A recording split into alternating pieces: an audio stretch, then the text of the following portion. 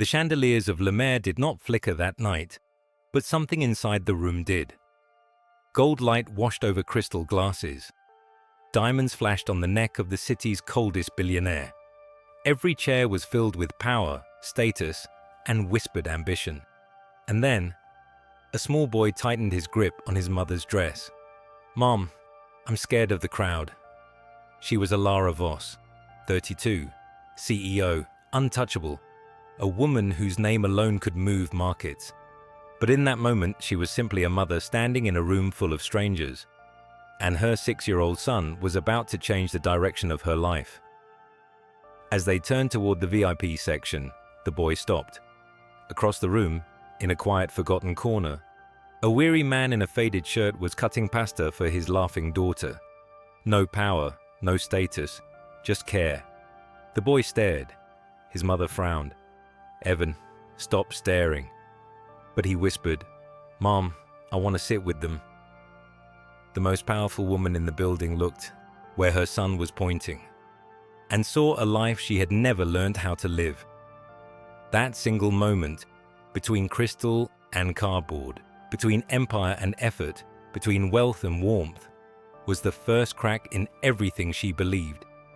And no one in that restaurant understood yet that this small request from a frightened child was about to collide two worlds and expose the one thing money had never been able to buy.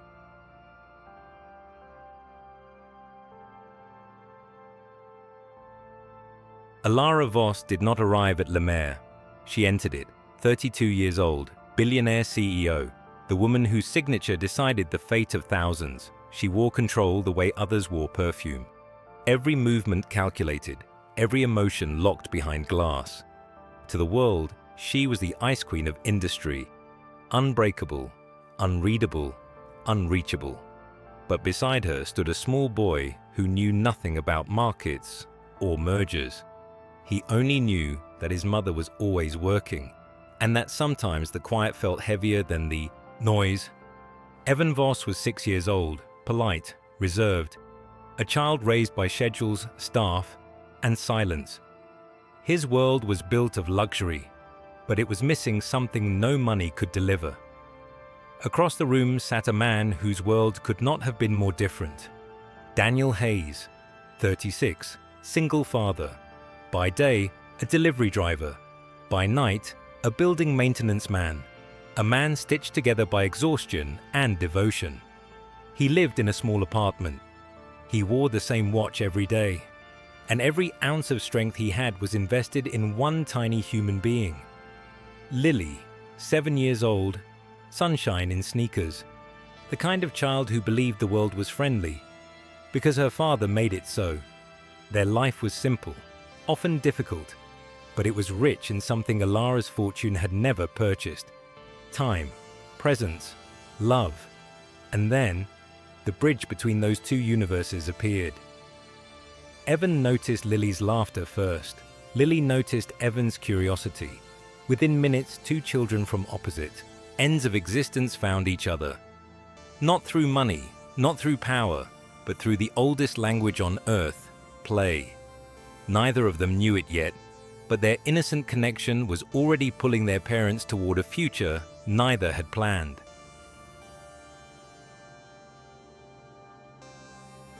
The moment that changed everything did not arrive with noise. It arrived with a choice.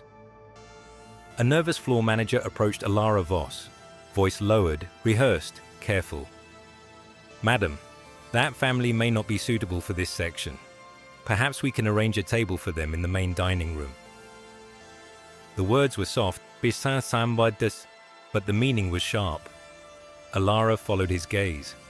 She saw Daniel's worn shirt, Lily's second-hand shoes, their small corner table tucked away from the glow. Then she felt a tug at her sleeve.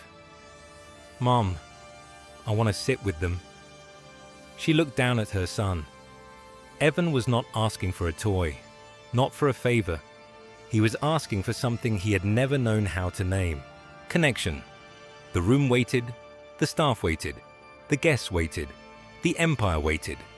Alara Voss, the woman who ruled boardrooms with silence, spoke 4 quiet words. "My son decides." And with that, the wall fell. She turned her back on the VIP section, walked across marble and stairs, across wealth and whispering judgment. Daniel looked up. For a fraction of a second, the world stopped. The city's most powerful woman stood at the table of the city's most invisible man. "My son wishes to join your table," she said. "May we?" Lily beamed. "Yes, you can sit right here." And just like that, two worlds that had never touched were now sharing one table. Nothing in that restaurant would ever be the same again.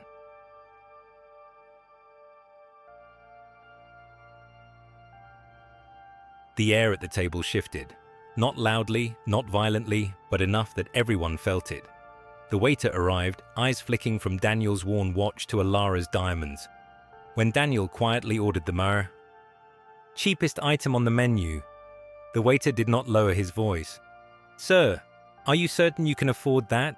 That dish is premium. We don't accept charity for our patrons." Silence spread like smoke. Daniel's face warmed. Years of quiet humiliation surfaced in his eyes, the look of a man who had learned to swallow pride so his child could eat. Before he could answer, a voice cut through the room like winter. "Bring 2 more servings and send the check to my corporate account." Alara Voss did not raise her voice. She didn't have to. The waiter recoiled. The room exhaled. But the poison had already been released. From a nearby table, a woman's voice rose, polished, sharp, intentional. "I thought the Voss dynasty dined with the elite, not janitors. What a spectacle." Daniel lowered his eyes. Lily did not. She stood up on her chair, small hands trembling with courage. "My daddy is better than everyone here. He helps people. You are all mean." Evan rose, beside her. "Mr. Daniel is better than the boring drivers at my house. He knows how to smile." 2 children, 2 small bodies standing in front of a man the world had decided not to see. Alara watched her son, really watched him, animated, fierce, alive, and for the first time in years, she chose a side. The shift did not begin with drama. It began with something far more dangerous. Silence. Alara's hand began to tremble. Her breath shortened. The room, moments ago loud with judgment, faded around her. A personal assistant rushed in, pale and shaking. "Miss Voss, emergency board meeting. They're trying to stage a corporate coup." The color drained from Alara's face. Her knees buckled. In a room full of executives, servers, power brokers, and polished onlookers, it was the poor single father who saw the truth first. Daniel was already moving. He seized a glass of water, tore open a sugar packet, placed them in her hands with the precision of a man who had done this before, when seconds decided life. "Drink," the floor staff whispered. How did he know? Within minutes, Alara's breathing slowed. The room came back into focus. She looked at Daniel, no longer the invisible man in the corner, but the only person in the building who had seen her as a human being in danger. "Why did you help me?" she asked, voice unsteady. "After how they treated you." Daniel's eyes moved to Evan. "Because your son needs his mother alive, and no child should watch her collapse." The truth arrived later, in a quieter room. "I was an emergency trauma doctor in the military," Daniel said. "I specialized in combat medicine and psychological triage." He paused. "My wife died from a surgical error while I was deployed. I was saving strangers, and I couldn't save the one person who mattered most."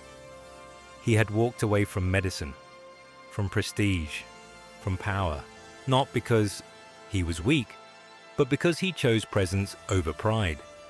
And in that moment, surrounded by wealth that could not stop a heartbeat, Alara understood something she had never learned in all her years of success. Power does not save you. Status does not hold you upright. Money does not protect your child. Only people do. The room was quiet now. Not the uncomfortable kind, the sacred kind. Leather chairs, soft light, two parents sitting across from each other, each holding a life they didn't know how to protect alone. Evan stopped running. His face turned pale, his breath fractured.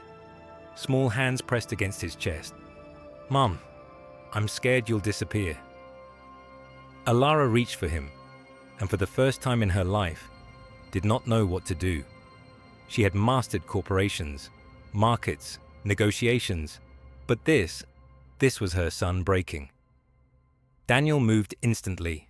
He lifted the boy, held him close. "Breathe with me," he said. Slow, steady, certain.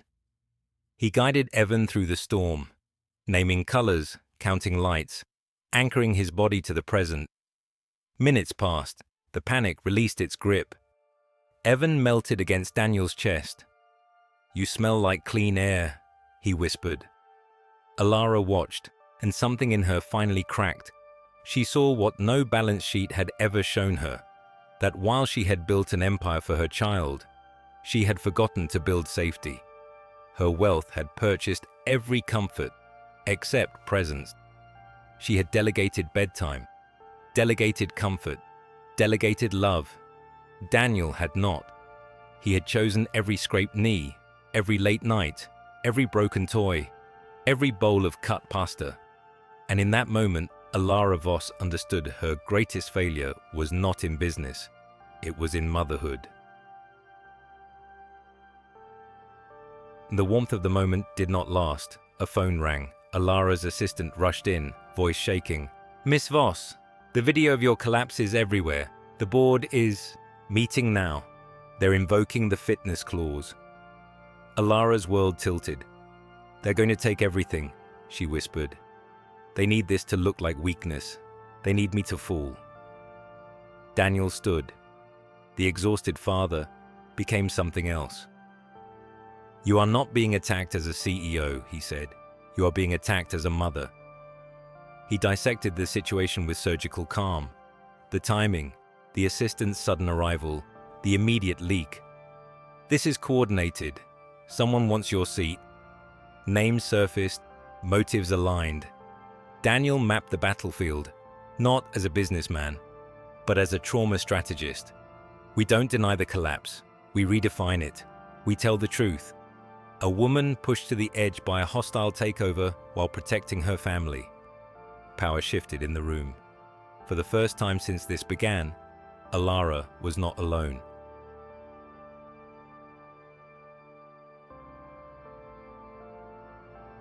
The room was built for power. Glass walls, steel table, faces trained in 9. Conquest. Mr. Sterling sat at the head of the board, already confident. The viral video cued, the verdict assumed. Alara entered with Evan. Daniel followed. Not as an employee, not as an advisor, as a presence. Sterling began his attack. "This footage clearly demonstrates Ms. Voss's instability." Daniel stepped forward.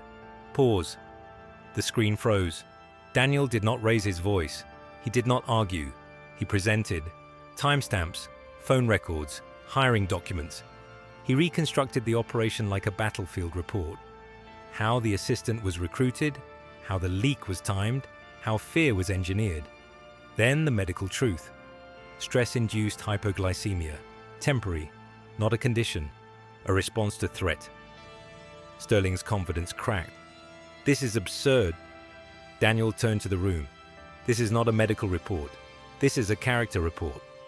He spoke of leadership, of sacrifice, of a woman pushed to the edge while protecting her child and her company. The board shifted. Sterling collapsed. Security arrived. The man who thought power was cruelty was escorted out in silence. Alara did not celebrate. She exhaled. She had not won with dominance. She had won with truth.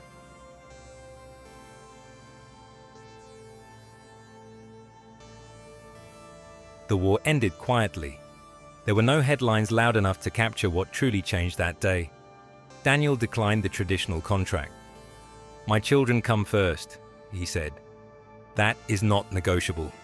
The board agreed. He was promoted, not for prestige, but for purpose. Alara watched him across the table and saw something she had never owned: peace. That evening, the mansion was not a monument to success. It was a home. Lily and Evan built blanket forts in the playroom, shared secrets, declared themselves siblings before anyone else dared. Laughter echoed through halls that had never known it. Alara removed the armor of her title. She learned how to sit, how to listen, how to stay. Daniel did not rescue her life. He returned it. The empire still stood, but now it stood for something: presence, love, time, and in that quiet, sacred space, a family formed that no contract could define.